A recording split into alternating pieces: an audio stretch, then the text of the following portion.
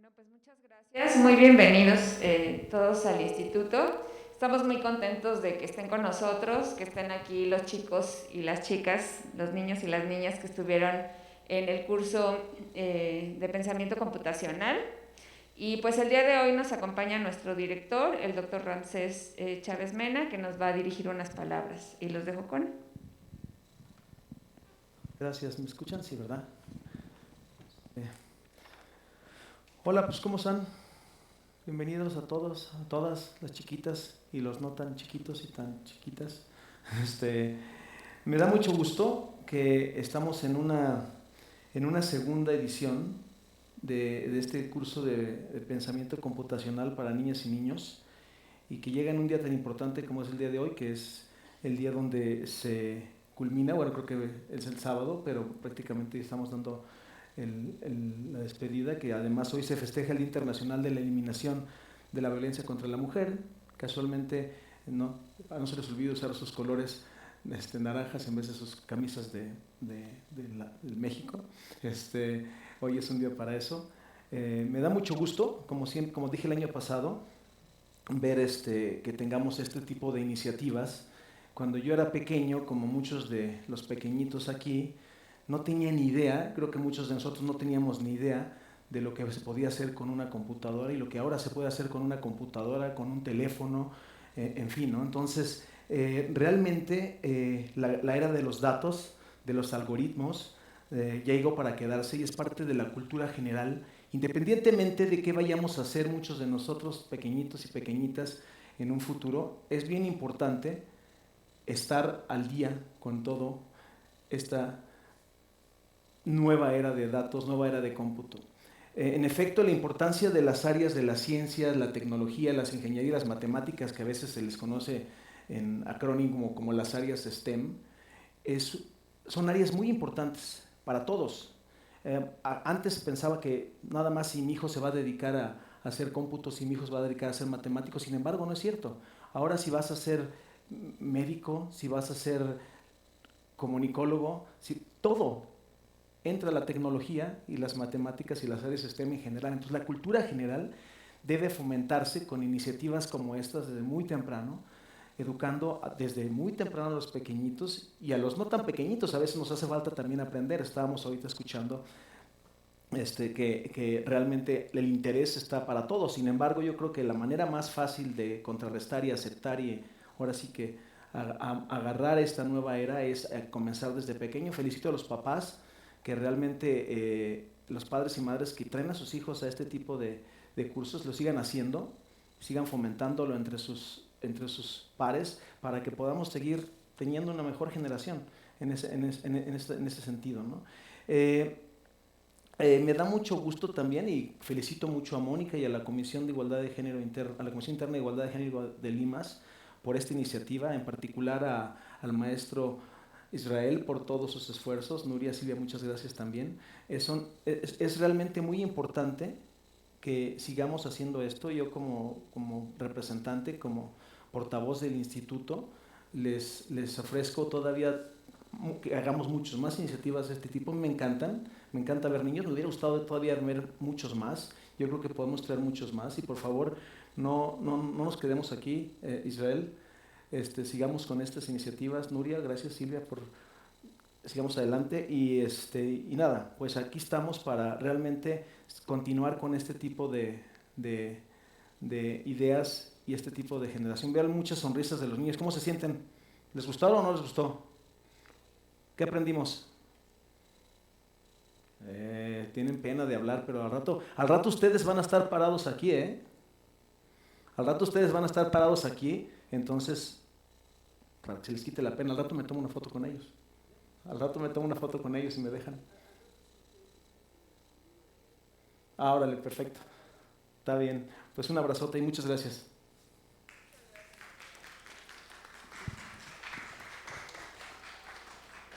Muchas gracias. Bueno, pues ahora los vamos a dejar con el conversatorio de matemáticas e infancia, reinventando el vínculo desde la educación formal, y los vamos a dejar a cargo de nuestro moderador, el maestro Israel Sandoval. Muchas gracias. Hola, muy buenos días. Bienvenidas, bienvenidos. Estoy muy contento de cerrar de esta manera el curso, porque la verdad es que yo siempre he dicho que desde que empecé a dar el curso aquí ha sido una bola de nieve, todas las ideas y todas las colaboraciones que se han tenido, y bueno, pues la muestra está en el panel que tenemos aquí, porque tenemos una serie de profesionales que bueno, están muy ad hoc con el tema, pero que además van a ofrecer alternativas que pueden ayudar a que sigan con su formación en el tema de pensamiento computacional a través de las matemáticas, bueno, ya les platicarán ellos, para qué les spoileo yo cosas, ¿no? Entonces, vamos a empezar. Tenemos por vía Zoom a la doctora Gabriela Frías Villegas. Muy buenos días. Muy buenos días. Ella estudió matemáticas, lengua y literatura, inglesas modernas y comunicación de la ciencia. Es doctora en filosofía de la ciencia por la UNAM. Es investigadora dentro del programa universitario de Derechos Humanos, aquí en la Coordinación de Humanidades también de la UNAM. Ha publicado alrededor de 100 artículos de comunicación de la ciencia. Ha participado en capítulos de libros. Publicó el libro de divulgación de las matemáticas titulado Sofía en el País del Infinito. Ha sido curador en varios festivales de arte y ciencia. Y bueno, también ganó un concurso de divulgación de ciencia CONACYT y el premio Sor Juana Inés de la Cruz, que es un premio muy reconocido aquí en la UNAM. Y bueno, ella tiene, digamos, sus líneas de investigación están relacionadas con estudios de género, educación STEM y muchas otras cosas más, pero pues son muchas áreas. Bienvenida, muchas gracias.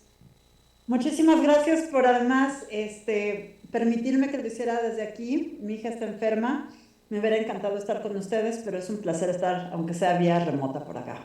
Muchas gracias.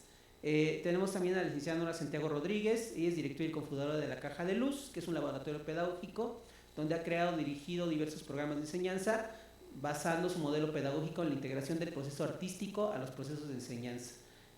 Coordinó diversos programas educativos en la alcaldía de Iztapalapa. Coordina el proyecto Arte y Mate para subsanar el rezago educativo entre la utopía Atzintli y bueno, también en Iztapalapa. Durante 2018 fungió como coordinadora de actividades artísticas y culturales en el marco del proyecto Sábados de Artes y Letras en el Centro Cultural Elena Garro, capacitadora en diferentes temas como experiencia artística dentro del aula, filosofía para niños, la experiencia literaria en el salón de clases, es capacitación para docentes, ganadora del 20º premio de literatura infantil El Barco de Vapor con la novela Olivia, El Bosque y las Estrellas. Y además publicó el libro de aniversario del 20º cumpleaños de Editorial SM con el cuento Cómo escapar de tu cumpleaños. Entonces, bienvenida, muchas gracias.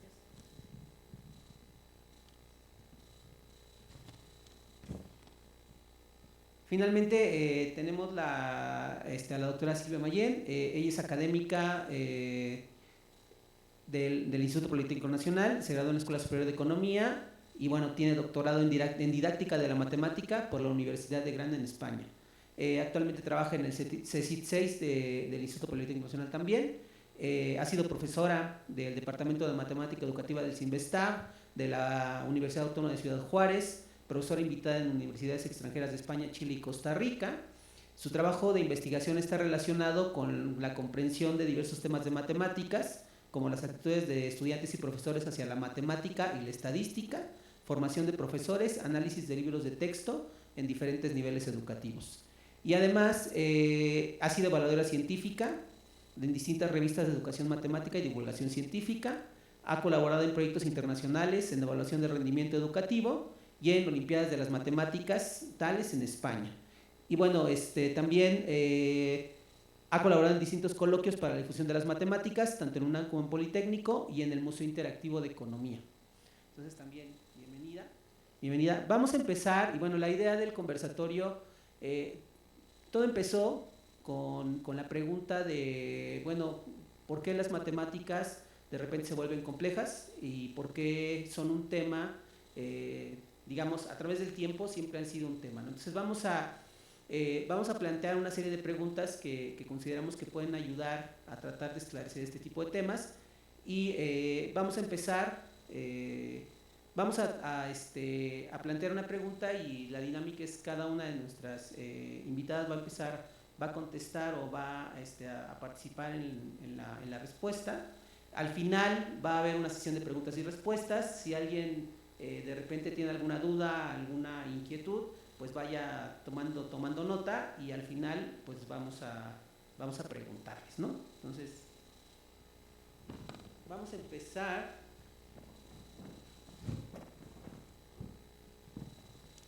Bueno, la primera pregunta, muchas gracias. La primera pregunta es, ¿consideran que los docentes siguen reproduciendo estereotipos de género en la educación? Si existen además sesgos de educación en el tema de género, por ejemplo, falta de mujeres como referencia en el mundo de la ciencia, desconfianza autoinfligida, etcétera, ¿no? Entonces, vamos a empezar con la doctora Gabriela Frías, por favor, si nos das tu participación. Claro que sí. Perdón, muchísimas gracias de nuevo por permitir que esté por acá. Muchos saludos al moderador, a las ponentes, me hubiera encantado estar con ustedes, al auditorio y también a algunos de mis alumnos que están ahí también en mi representación física.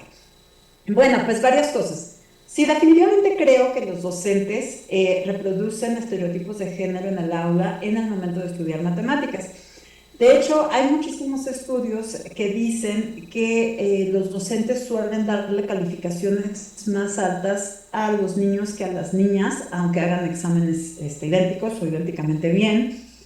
También hay estudios que dicen que las niñas dejan de tener confianza en sí mismas a partir de los 6 años, que es la edad que tiene mi hija, para hacer matemáticas, sienten que no son suficientemente buenas o que no son aptas o que no es un área para ellas. Esto se va reproduciendo desde los primeros años de escolaridad, desde la primaria hasta la universidad. Esto provoca que cada vez haya menos mujeres en matemáticas. Por ejemplo, cuando yo hice la maestría en matemáticas en el Reino Unido, estaba estudiando álgebra, yo era la única mujer en un grupo como de 20 hombres en el Reino Unido, ¿no? Estos estereotipos continúan hasta cuando las mujeres llegan a las áreas de investigación y hay relativamente muy pocas mujeres que llegan a los puestos más altos en matemáticas. También está este tema de la desconfianza autoinfligida. ¿Qué quiere decir la desconfianza autoinfligida? Quiere decir que cuando uno ve algún tema de matemáticas o de cualquier área de ciencia, tal vez, ese es un término que acuñó la comunicadora de la ciencia, Karina Cortázar, bueno, la investigadora en comunicación de la ciencia. Ella es argentina y esto quiere decir que en cuanto uno está frente a una acción de matemáticas, una plática, alguna cosa de matemáticas, uno inmediatamente siente que no es tan listo o lista como se necesita para entender. Y esta es una falacia. Porque las matemáticas son maravillosas, lo que pasa es que hay veces que nos las dan de modos que no son los más divertidos, ¿no? Ahora, también hay otro problema para esto. Tenemos pocos referentes en mujeres matemáticas que conozcan la mayoría de la gente. Mucha gente ha oído hablar de grandes científicos, por ejemplo, Albert Einstein, o Galileo, o Newton, pero muy pocas personas han escuchado sobre las grandes mujeres matemáticas. Les voy a dar un ejemplo de una de ellas, la gran Ada Byron, que fue la primera programadora de la historia, fue una mujer. Ella propuso el primer programa de cómputo y planteó la idea para la primera computadora como las que tenemos ahora. Ella decía que las computadoras no solo deberían servir para hacer cálculos, sino también para hacer música, para pintar y para escribir. Y esto se lo debemos a una mujer que vivió a finales del siglo XIX. Otra gran mujer, una de las matemáticas más brillantes, es Miriam Mirzakhani, que fue la primera mujer en ganar la medalla Fields de matemáticas, que es el equivalente al premio Nobel. Entonces también la falta de referentes femeninos o de que se conozcan, porque hay mujeres matemáticas brillantes por todos lados, pero poca gente las conoce, hace que las niñas sepan que no es un área para ellas. Pero yo sí tengo que decir algo, las matemáticas son un área, son cosa de chicas, las mujeres somos buenísimas para hacer matemáticas y yo creo que las niñas deberían romper con estos estereotipos, ayudar a romper y entrar a estos temas y desde luego nosotros los docentes, los comunicadores, los maestros tenemos que plantear nuevas maneras de enseñar las matemáticas y desde luego no seguir con los estereotipos en el aula. Y bueno, Gracias. esto terminó mi primera participación. Muy amable, muchas gracias. Nuria. Coincido plenamente con la doctora Gabriela y bueno, además de lo que ella ha mencionado, yo agregaría también no solamente el papel que hay en los docentes, sino también como lo que pasa socialmente al momento de querer integrarse las niñas en estas. Lo podemos ver desde la selección de juguetes, desde el tipo de juguetes que se promueven en la infancia. Y quiero sumar un tema más, porque bueno, decir ya lo mismo que dijo también Gabriela sería muy repetitivo, pero yo también mencionaría las formas en las que se socializa la educación a nivel básico. ¿A qué me refiero con esto? No solamente es repetir estos patrones de género, sino como estas estructuras patriarcales en los que la educación es meramente vertical, ¿no? Donde siempre el profesor o la profesora está situado hasta acá arriba y los niños y las niñas participan más bien muy poco de la construcción de su propio conocimiento. Entonces creo que ese es no solo la poca representatividad que tienen las mujeres en las matemáticas y en general en la ciencia, sino también este tipo de estructuras en las que no se permite que los niños y las niñas sean protagonistas de su propio aprendizaje. Esa sería mi respuesta. Ok, gracias a todos por la invitación primeramente, ¿no? Y a los que están aquí, me agrada mucho la idea de ver que están muchos niños, bueno, de los que participaban en el curso, porque finalmente este tipo de eventos está dirigido a la difusión a la divulgación de las matemáticas. Sobre todo, yo creo que el interés es de acercar a los niños a las matemáticas y a su vez las matemáticas a los niños, ¿no? Entonces, lo primero que quiero comunicar es que sí, en el tiempo que vivimos hoy, yo creo que sí todavía hay un papel en el cual sí se está si no alimentando como venía siendo tradicionalmente, sí se ejerce el estereotipo en cuanto a que las mujeres nos desarrollemos en estos campos. Pero hay como diferentes ideas, ¿no? Pues es una cuestión un poco polémica, porque por un lado hay muchos movimientos, hay esfuerzos, hay programas de apoyo escolares, incluso en la política, ¿no? En programas sociales, que ejercen esa idea de hacer partícipes a las mujeres, desde siendo pequeñas, en este tipo de situaciones, ¿no? De no enfrentar o confrontar a los niños con las niñas. Sin embargo, la realidad nos dice otra cosa, ¿no? Los números, quiero decirles yo a los niños, a los que están aquí pequeñitos, a lo mejor no entienden mucho este discurso por la complejidad misma. Pero efectivamente, ustedes saben que cuando en México tenemos participación en organismos internacionales para representar las situaciones que se viven y comparar la educación o la enseñanza con otros países, ¿verdad? Por ejemplo, los datos que nos dan en la prueba PISA, que evalúa el rendimiento escolar en una de las áreas, en una de las competencias, que es la matemática. Entonces, yo traigo unos datos, quisieras, por favor, Moni. Bueno, acá hay una, esa la voy a retomar un poquito más adelante, pero, por ejemplo, aquí yo quisiera mostrar unos datos para el público, que lo entiendan los papás, y si hay estudiantes también por aquí, nos van a ayudar un poquito a reflejar esta situación actual. Bueno, les voy a decir que estas diapositivas yo las saqué de un taller que dieron y que las presentaron en la mañanera del presidente, ¿no? Entonces dije, bueno, me parece que son cifras reales, porque aparte las conozco, y dije, bueno, pues de ahí me lo voy a fusilar, como decimos nosotros vulgarmente, ¿no? Bueno, aquí vemos, por ejemplo, dice brecha de género del rendimiento PISA 2018, quiere decir que son datos actuales, ¿no? Entonces tenemos, por ejemplo, las 3 competencias que se evalúan, que son el rendimiento en lectura, rendimiento en matemáticas y rendimiento en ciencias. Esto básicamente en niños de escuela básica, que son los que nos acompañan en el día de hoy. Para centrarnos nada más en la parte del rendimiento en matemáticas, tenemos aquí unos datos, ¿no? La representación de los niños y las niñas.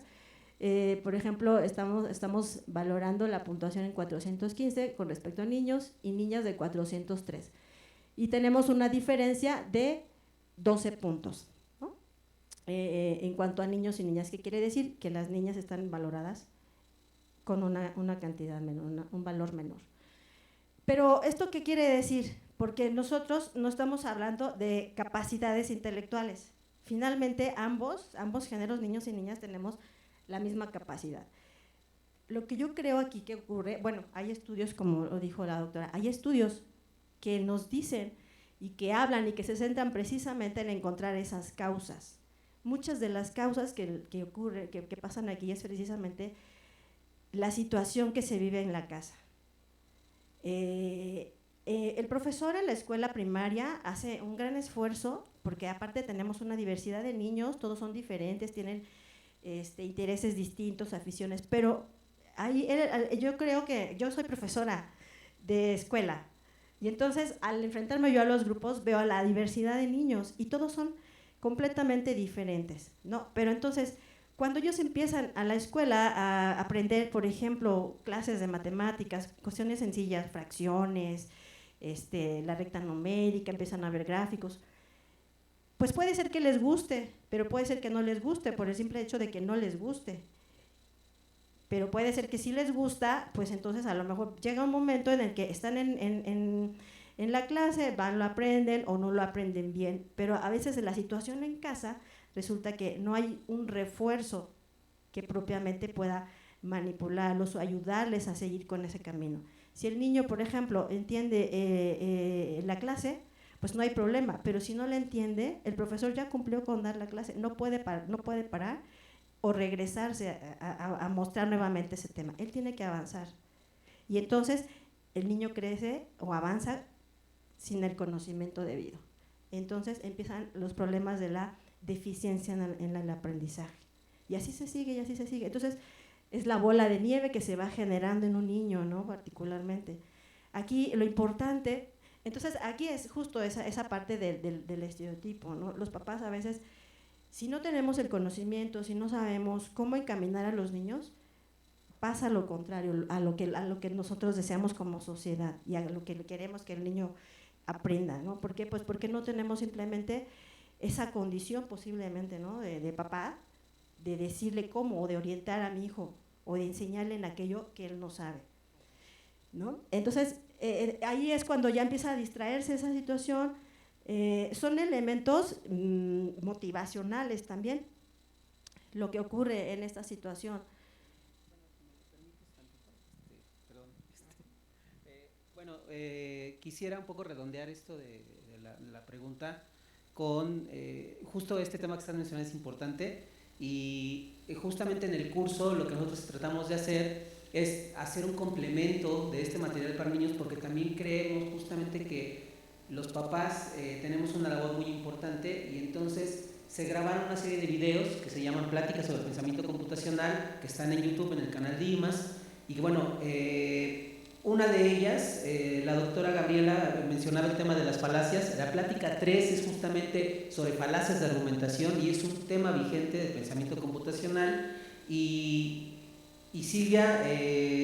Nuria decía acerca de la educación vertical. En el video 8 del maestro Jesús Grajeda, él platica acerca de él cómo percibe la educación actual en la escuela y él da un método de cómo podríamos contrarrestar de manera muy sencilla o cómo podríamos aprender matemáticas de manera muy sencilla y reflexiona acerca de los aprendizajes que hay en YouTube porque él es generador de contenidos. Entonces, bueno, solo quería sentar eso para responder la pregunta y bueno, vamos con la segunda, ¿no? La segunda es ¿cómo podemos comenzar a revertir esta situación desde nuestros roles y acompañar a los niños y las niñas hacia una enseñanza con aspecto de género? Gabriela, por favor, si empiezas tú. Claro que sí. Bueno, yo voy a hablar como desde varios frentes, ¿no? El frente tal vez más fuerte en el que he estado trabajando en este tema es el de comunicadora de la ciencia. Yo he estado tratando de llevar a cabo acciones de comunicación de las matemáticas. Las matemáticas son mi primera carrera, pero la literatura es mi segunda carrera. Entonces, me interesa hacer acciones para comunicar las matemáticas de manera que sean divertidas, sean amigables para todas y todos, especialmente para que las niñas sepan que las matemáticas son para ellas. Respecto a esto, yo escribí hace unos años, pero se publicó hace un par de meses, un libro que se llama Sofía en el País del Infinito. ¿Está bien si comparto pantalla? ¿Sí se puede compartir? Sí, por supuesto, pantalla, claro que sí, no? claro que sí. Ok, entonces quiero mostrarles una captura de pantalla del libro que escribí que se llama Sofía en el País del Infinito. Este libro está No se ve, todavía no inspirado. se ve. Ahí voy, estoy aquí, ya. Ahí está. Bueno, Ahora. este libro está, ¿sí se ve? Sí, ahora sí. Perfecto, muchas gracias.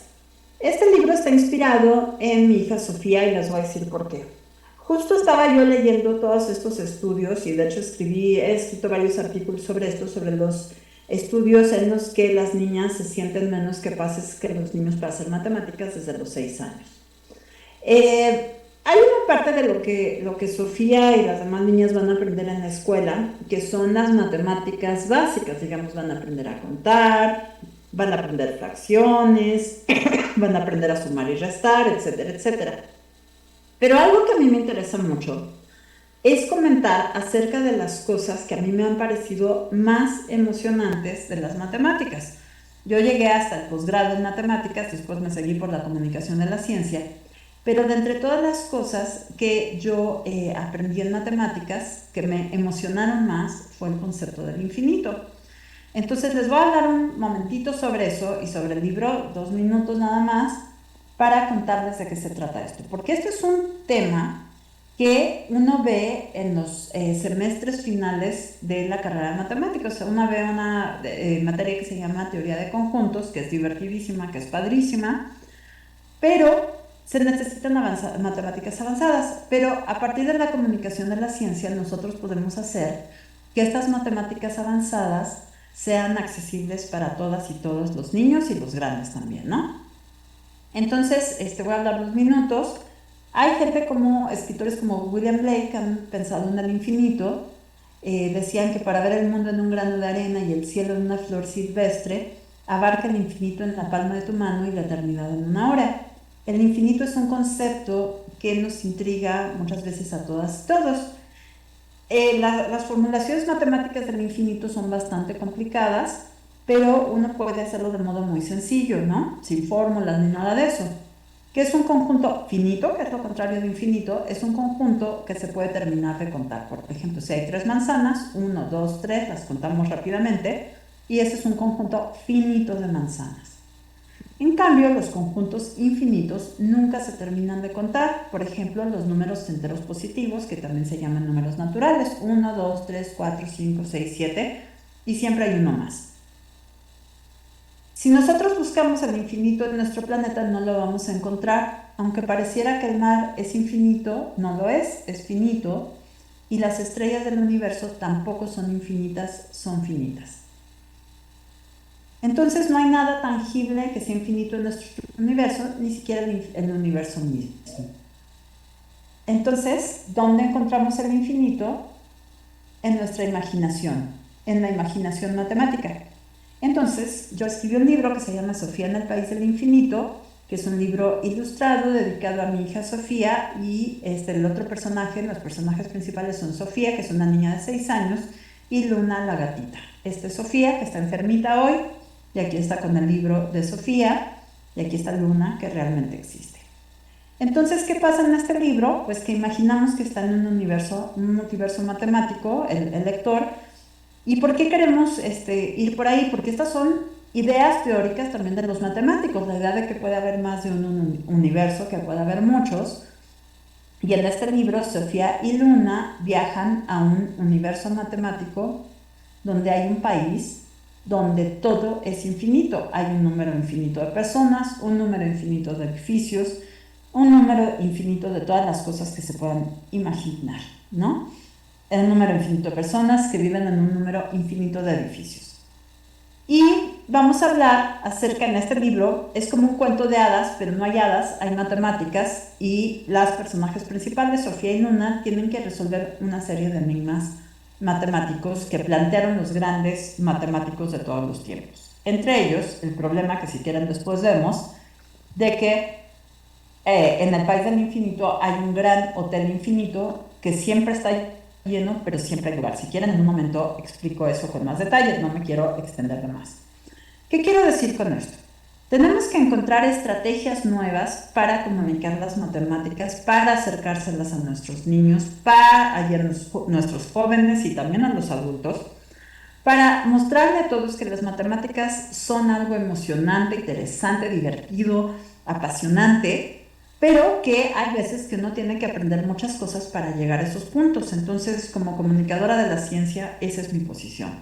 Tratar de llevar a cabo acciones novedosas a través del arte, de la literatura, de otras áreas, para acercarle las matemáticas a los niños, a los jóvenes y a todos.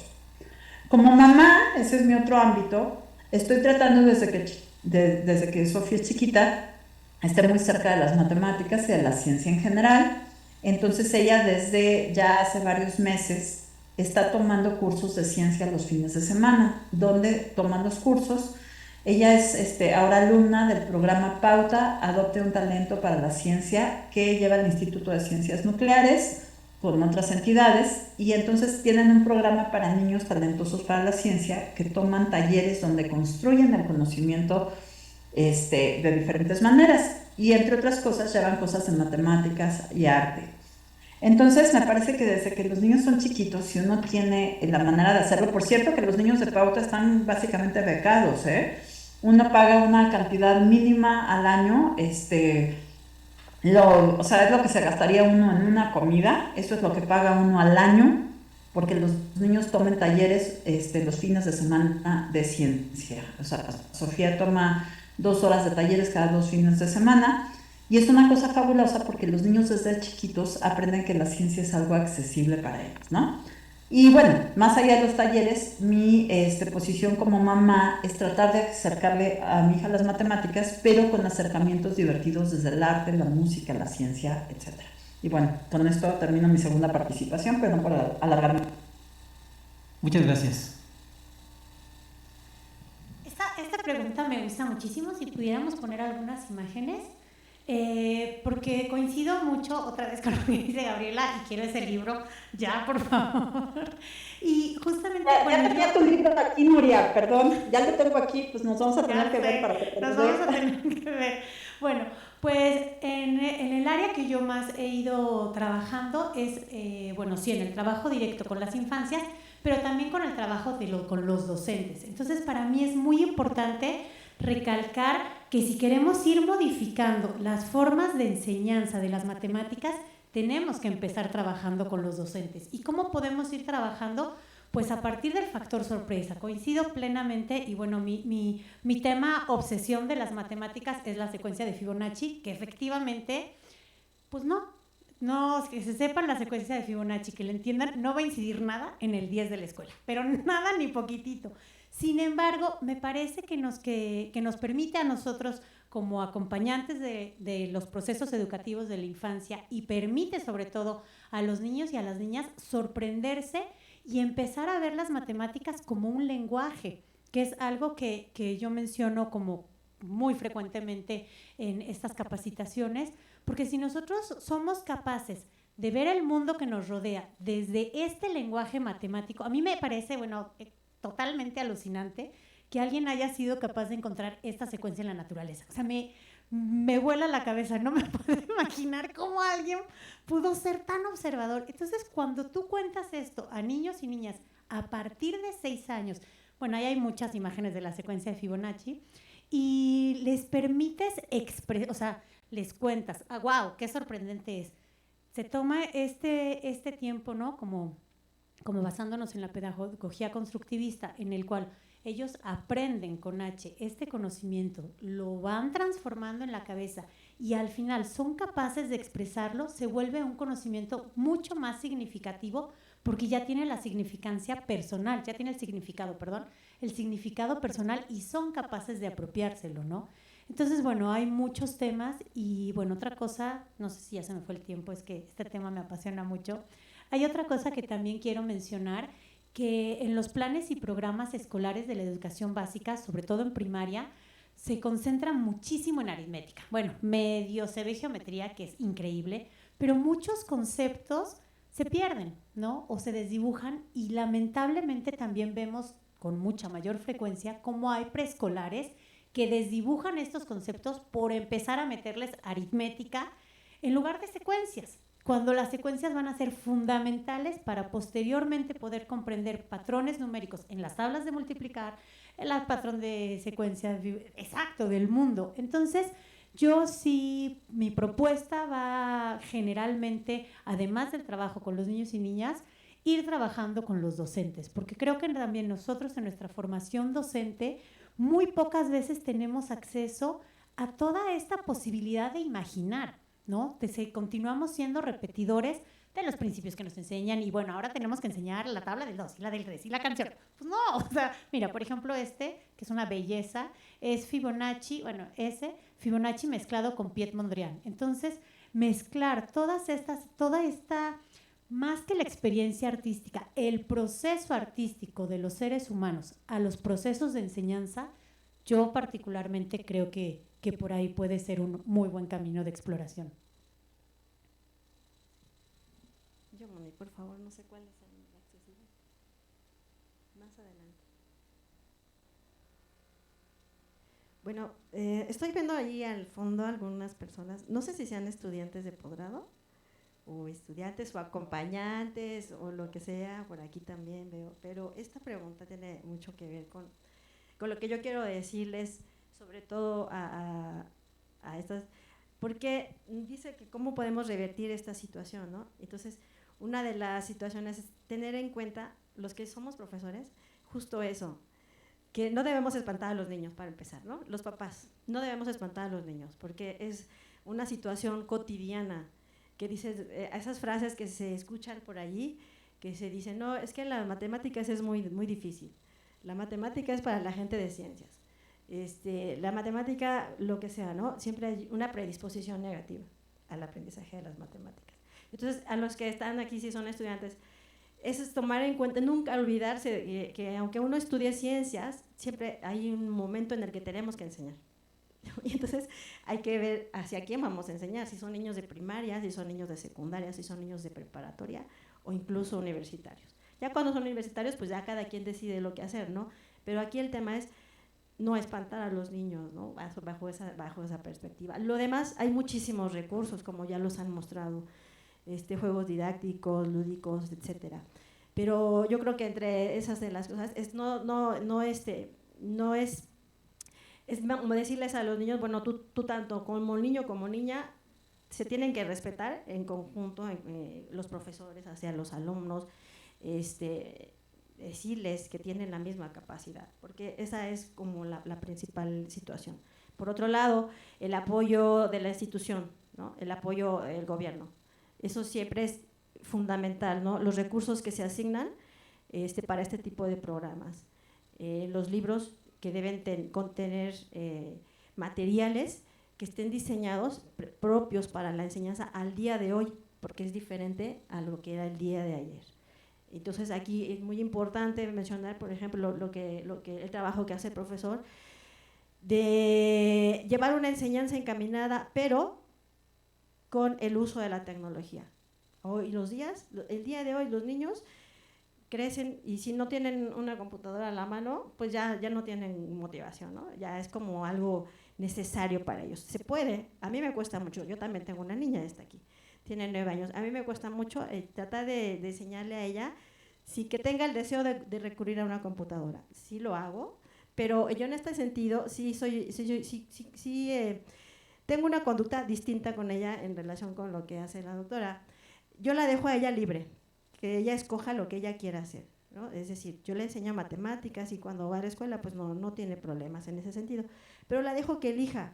Y entonces ahí es una situación muy importante darle la libertad, pero yo siempre voy a insistir en que un papel muy importante en edad temprana lo tienen los padres. Y entonces aquí lo primero es detectar cuáles son sus aficiones y sus intereses, y con base en ello empezarle a mostrar que hay caminos de toda, la matemática tiene para todo, para todos los trabajos, para todas las actividades, de cómo pueden influir o cómo se pueden utilizar en lo que el niño quiera hacer, ¿no? Entonces, empezando por los deportes, terminando en las artes, ¿no? Y en lo demás, las demás ciencias, bueno, pues está de sobra decirlo.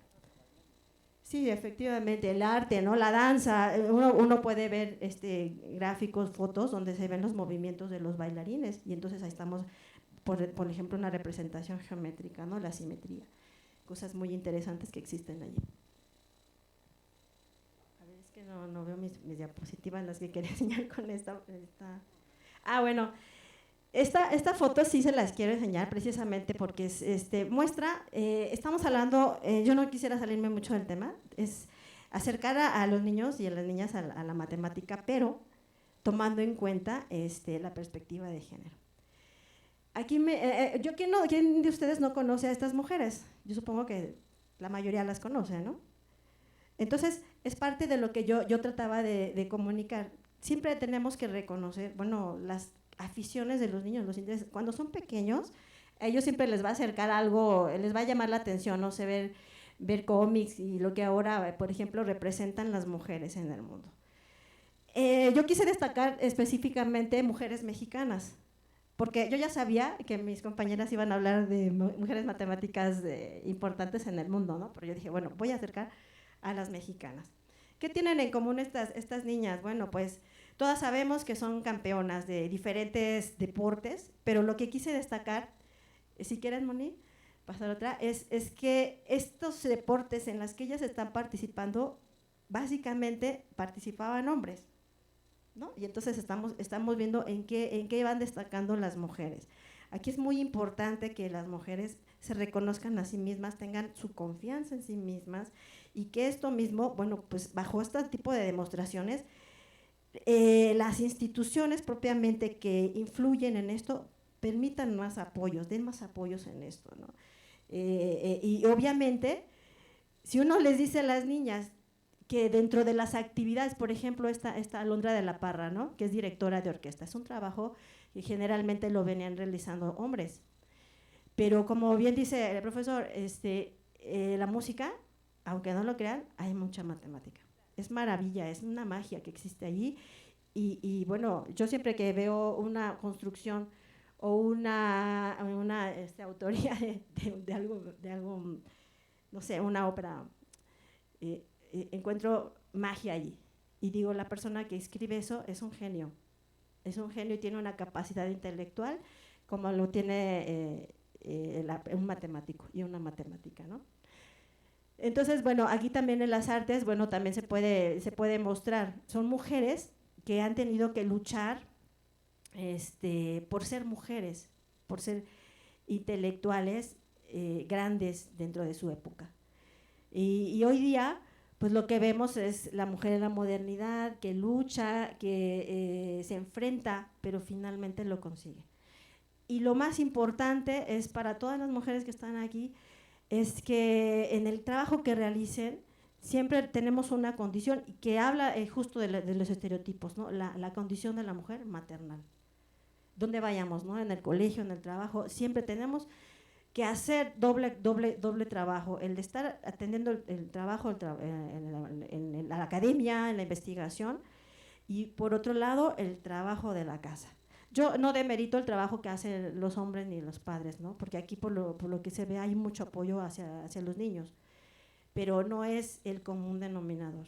Finalmente las mujeres tenemos un trabajo muy fuerte que todavía no se valora.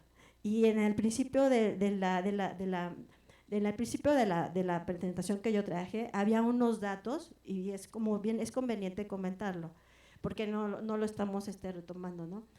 Por ejemplo, si estamos hablando de que estamos acercando a los niños a que ellos sean conocedores de ciencia, y que llegan a un nivel elevado, un nivel posgrado, por ejemplo, las mujeres que estamos ya en este medio, al final, por ejemplo, en el Sistema Nacional de Investigadores o en la academia, mexicana, siempre se nos valúa o se nos evalúa al mismo nivel que los hombres, con la misma cantidad de puntos, etcétera, sin tomar en cuenta que el trabajo que nosotros hacemos es diferente, ¿no? Y por esa situación, cuando uno llega ahí, se revierte en el sentido de que una mujer crece y obtiene conocimiento, pero el tener conocimiento es una situación prolongada. Y entonces a veces uno decide, desde, no sé, yo conozco casos en los que no se puede dedicar completamente a la investigación porque tiene que atender a los hijos. Llega la parte de la maternidad y entonces ahí es donde las políticas públicas yo considero que no son iguales, porque las exigencias, tanto para hombres como para mujeres, para medirnos, son las mismas sin tomar en cuenta esos elementos. Bueno, solo quiero retomar algunos aspectos rápidamente. Sí, gracias por el tema de conjuntos. Sí, es un tema que estuvimos viendo, de hecho lo vimos la semana pasada, me parece, o la antepasada, estuvimos viendo teoría de conjuntos, justamente. También hemos platicado mucho que las matemáticas son un lenguaje, ¿no? Silvia retoma esto de una manera muy interesante. Justamente, como cualquier lenguaje, ¿no? Hablando de quizás extrapolándolo a un idioma que no es lo mismo, pero casi, pues las palabras que se van manejando, los conceptos del curso, parte de los videos es para eso, para que ustedes también retomen como padres los conceptos y cuando el niño les hable de un concepto, de un conjunto, de denominador, de tal, ustedes sepan de un número primo, ¿no? Que digan, bueno, sí, más o menos ya conozco el concepto, ¿no? O sea, la idea es que hablen un lenguaje común, o sea, las matemáticas de repente se pueden trabajar como un lenguaje común y eso da mucha visibilidad y sobre todo mucho entendimiento. También a mí ese tema de la secuencia de Fibonacci en computación es muy importante porque se pueden hacer algo muy interesantes. De hecho hay hasta un chiste que dicen que la sopa de Fibonacci es la sopa del día de ayer y la sopa del día de antier. Es un chiste un poco no tan bueno, pero bueno, búsquenlo en internet, ese de la sopa de Fibonacci. Sí, pero bueno, siguiente pregunta, perdón, siempre tendré que salir siempre con chiste, disculpen ustedes. Siguiente pregunta, ¿cómo podemos motivar a las niñas y a los niños para que se acerquen al mundo de las matemáticas y a la ciencia con un enfoque que promueva la convivencia? Gabriela, por favor.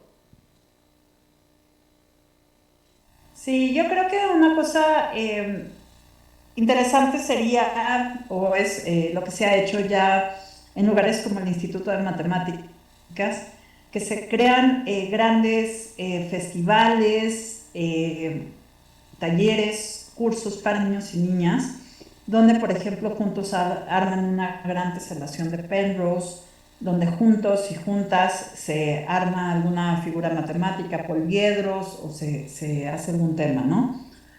Como comunicadora de la ciencia, a mí me encanta la idea de hacer acciones interdisciplinarias de comunicación de la ciencia. Por ejemplo, hacer acciones que combinen el arte contemporáneo con las matemáticas, la música con las matemáticas, la danza con las matemáticas. Este tipo de acciones las llevamos a cabo mi amigo Pepe Gordon, que es un periodista y escritor muy importante, y yo, cuando curamos varios festivales de arte y ciencia. Uno de ellos fue el Cervantino de Arte y Ciencia, que se curó en el año de 2015, que tuvo lugar en Guanajuato. Y entonces en este proyecto pues hicimos acciones de música y física, danza y matemáticas, arte y matemáticas, etcétera, ¿no? Hemos hecho cosas así también en el Festival de la LEF de Arte y Ciencia. Un ejemplo de ello fue que vino una compañía de danza israelí que montó una obra de danza, bueno, una presentación de danza contemporánea, donde mostraban los sistemas complejos. ¿Qué es esto de los sistemas complejos o de los sistemas emergentes? Bueno, pues la gente que hace sistemas complejos en el Centro de las Ciencias de la Complejidad, con los que yo he trabajado mucho, hablan de sistemas en los que se necesitan muchas disciplinas para verlos y sistemas emergentes donde un grupo de individuos o de cosas, de elementos, trabajan en conjunto como si fueran un organismo más grande. Un ejemplo de eso son las parvadas de aves. que si uno ve una parvada de aves en el cielo, pues las aves individualmente van por su camino, pero juntas son como si fueran un ave que va caminando al unísono, ¿no? Entonces, este tipo de cosas las estudian los sistemas complejos, y esta compañía de danza contemporánea llevó a cabo esta presentación hermosa donde mostraban los sistemas complejos, ¿no? Otro ejemplo de sistemas complejos son, por ejemplo, el modo en que se organizan las hormigas. Y yo he trabajado varias veces con artistas contemporáneos para llevar a cabo obras de arte contemporáneo y ciencia.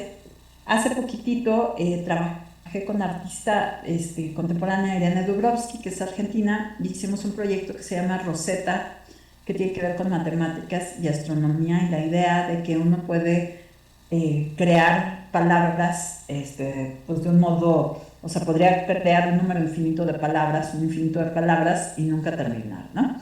Este tipo de acciones que se salen, digamos, del ámbito educativo y que van al ámbito de comunicación de la ciencia, me parece que son herramientas y estrategias interesantes para acercarle, pues no solamente a las niñas y a los niños, sino a todos, este tipo de acciones. Y bueno, en términos de, otra vez, romper los estereotipos de género, yo les quiero mostrar de nuevo una imagen, también de gente que seguramente pocos de ustedes conocen, pero ellas son algunas de mis amigas, y les quiero mostrar quiénes son. A la izquierda, hasta arriba, está la doctora Hortensia Galeana, que acaba de ser elegida directora del Instituto de Matemáticas de la UNAM. Abajo, a la izquierda, está Carmen Martínez Adame, la coordinadora del posgrado de Filosofía de la Ciencia, que es experta en el estudio de mujeres matemáticas en la historia. Mucuy Guevara, que es profesora de la Facultad de Ciencias y que además está presidiendo el grupo de equidad de género de la Sociedad Matemática Mexicana. Y abajo a la derecha, Gaby Araujo, que es una de mis mamás o tías académicas, que fue una de mis maestras en la facultad. Ella es la presidenta de la Sociedad Matemática Mexicana, que está haciendo unas acciones fabulosas de talleres, de eventos y de acciones para la equidad de género en las matemáticas. ¿Por qué les quiero decir esto? Porque ya poco a poco se están ganando espacios y se está luchando porque las mujeres tengan mayor visibilidad, mayores espacios y mayores oportunidades en la ciencia. Gracias. No sé si esta parte sí se escuchó. Sí, totalmente, Sí. ningún Muchas problema. gracias con ese ¿Cómo podemos motivar a los niños para que se acerquen al mundo de las matemáticas y la ciencia con un enfoque social que promueva la convivencia? Pues bueno, yo aquí sí tengo una postura un poco crítica. Me parece que sí, hay cada vez muchos más espacios, mucho más abiertos, y lo cual es grandioso. Sin embargo, creo que no es suficiente. ¿Y por qué me atrevo a decir esto? Bueno, yo he estado colaborando desde hace algunos años con la Alcaldía de Iztapalapa, creando planes y programas que beneficiarán a 42,000 niños. Niños en una situación pues muy precaria, con el rezago educativo que de por sí en México a partir de la pandemia es de 2 años. En estos, no me refiero en toda Iztapalapa, pero hay lugares en Iztapalapa como la Sierra de Santa Catarina, El Hoyo, como algunos lugares donde el rezago educativo ya era de 2 años y se han ido incrementando estos 2 años. Entonces, sí me parece que si nosotros queremos hablar como de la democratización de la ciencia, además de hablar de la democratización de género en la ciencia, necesitamos empezar a tomar conciencia de que, hice muchas ciencias, necesitamos empezar a tomar en cuenta la gran polarización que tenemos en el país. Y no me parece un tema que deba, las chicas que están de estudiantes de trabajo social, me parece una labor fabulosa y grandiosa y urgente.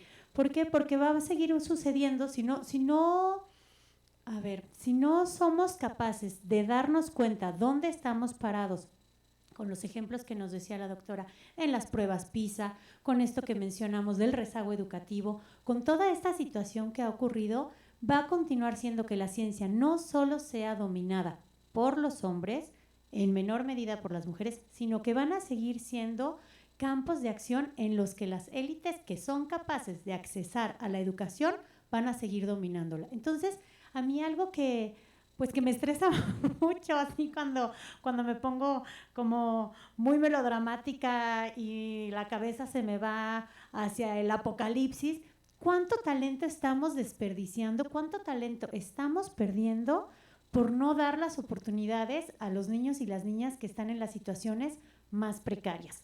Hay una frase que a mí me encanta cuando estudié filosofía para niños y que creo que aplica perfecto para la ciencia, para las matemáticas, para el arte, para la literatura, que los niños y niñas que están en situaciones de mayor desprotección son quienes necesitan con mayor urgencia tener la capacidad de imaginar, que sí puedan imaginar otros mundos, otras realidades, que no se vean ajenos a todo esto que estamos charlando y que, bueno, todos estos peques han podido tener este programa maravilloso, que no sean ajenos, porque, bueno, uno de las vertientes que sucedía en Iztapalapa era la reapropiación del espacio, que a mí pues sí, o sea, desde mi infinito privilegio me sorprendió mucho cuando me dijeron eso. Es que no han salido de Iztapalapa, nunca han ido al museo. Ay, ¿cómo crees? Pero si les queda aquí, ¿no? Entonces, esta parte de seguirlos viendo como outsiders, como fuera de este espectro del que estamos hablando, creo que es algo urgente que tenemos que ir trabajando. Sí, gracias. A ver, no sé qué es lo que sigue, ¿es la mía? Bueno, a ver, los niños. Vamos a ver.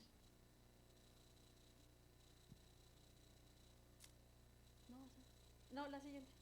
La siguiente, por favor.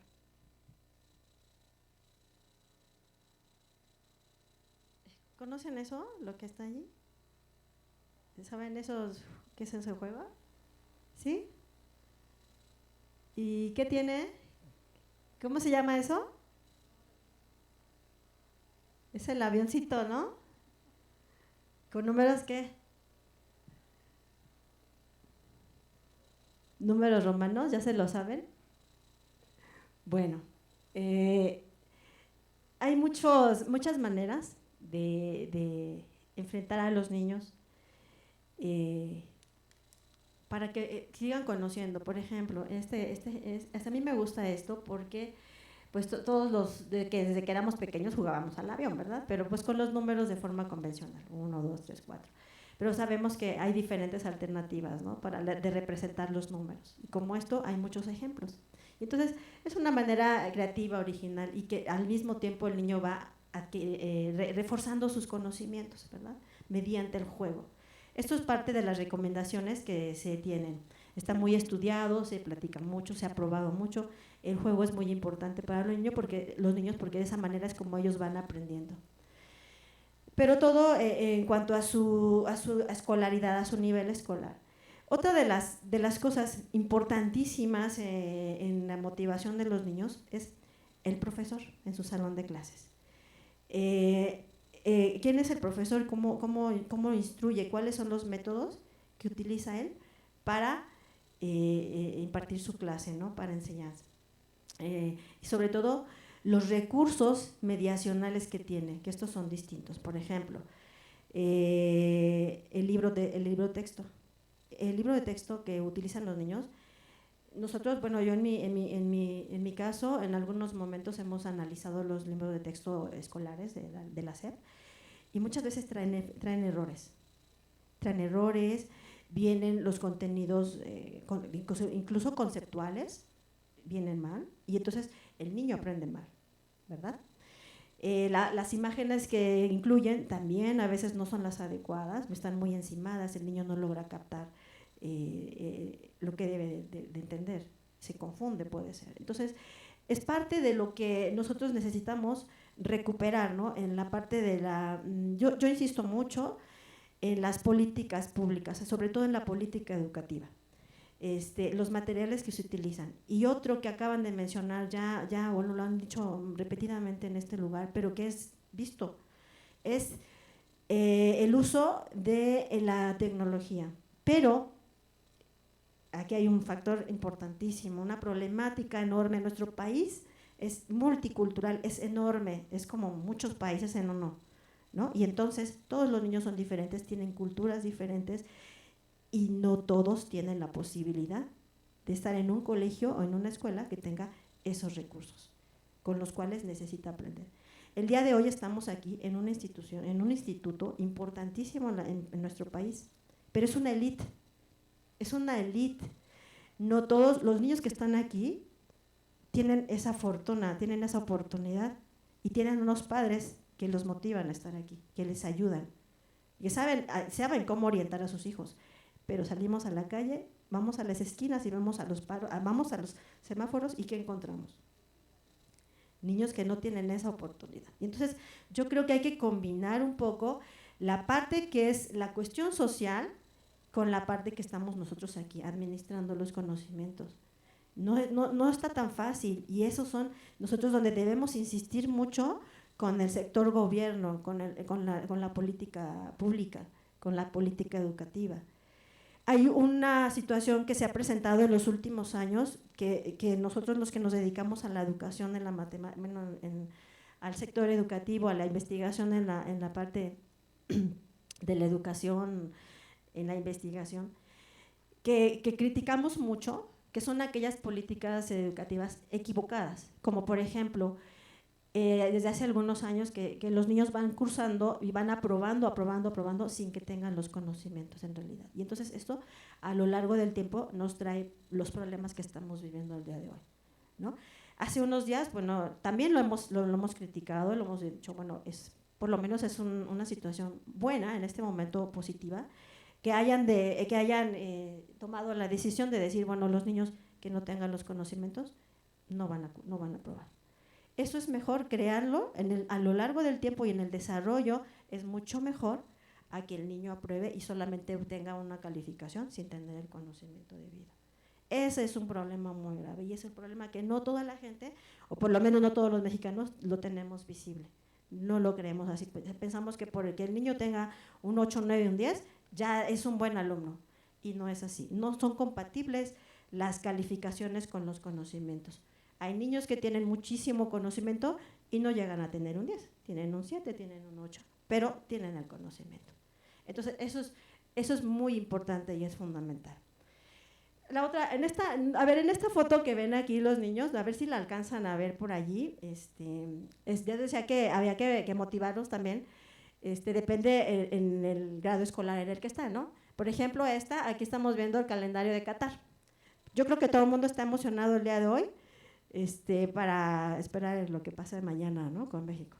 Y así con los demás y con los partidos y con los equipos a los que les gusta. Bueno, pues por ejemplo ya va como para niños de edad más avanzada, puede ser de secundaria y de bachillerato. Se puede proponer un trabajo como estos y decirles, bueno, pues, ¿qué hay matemáticas ahí? Se podrán imaginar o se pueden preguntar qué hay ahí, ¿no? Pues hay muchísimo. Por ejemplo, podemos ir introduciendo a los niños, como lo dije hace un momento, mediante el juego. Yo trabajo con alumnos de medio superior y no es que me la pase jugando con ellos, ¿no? Pero hay momentos en los que se puede hacer. Y como en este caso vamos introduciendo a conceptos de probabilidad, que son temas complejos, que son complicados de entender. Así como el concepto del infinito, el azar también se mide y es complicado entenderlo. Y entonces, ¿cómo lo vamos a poder ejerciendo? Pues, por ejemplo, aquí vamos introduciendo a los equipos por grupos y vamos probando, pues, quién va a ganar, ¿no? Vamos haciendo apuestas, quién va a ganar, Estados Unidos o Argentina o México contra Corea o contra Polonia, ¿no? Que estuvo jugando. Entonces, vamos a ir partiendo de ello. Pero así como estamos observando todos los cuadrantes, tenemos grupos de 2, 3, 2, 4, 6, de 8 equipos, ¿no? Y entonces, otra forma de probar es cómo podemos combinar, de cuántas maneras posibles podemos tener o podemos combinar a los equipos, ¿no? Por ejemplo, y de esa manera vamos introduciendo otros conceptos complejos, tanto de la probabilidad como de la combinatoria, ¿no?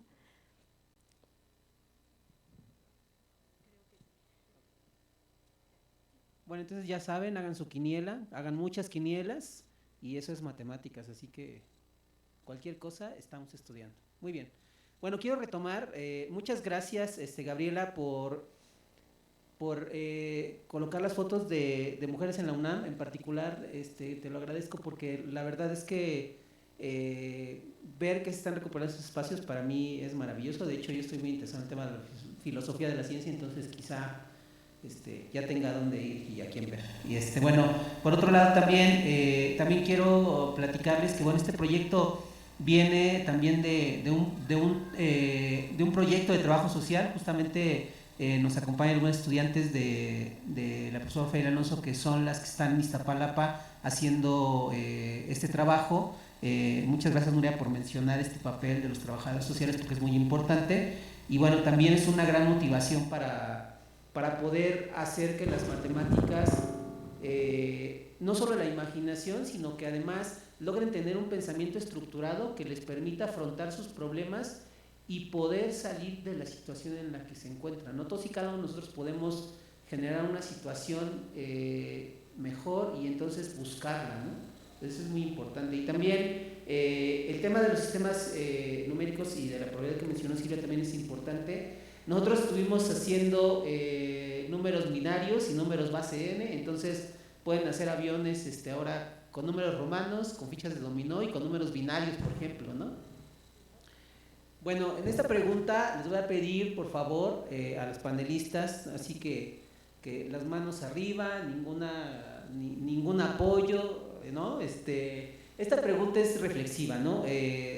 Justamente quisiera que nos platicaran, así tácitamente, cuál es su peor o su mejor experiencia y cuál es la percepción de esa experiencia hoy que ya están de este lado, ¿no? Porque todos tuvimos una experiencia buena o mala en la escuela que nos marcó, y entonces la idea es que nos digan ahora en retrospectiva cómo la ven, ¿no?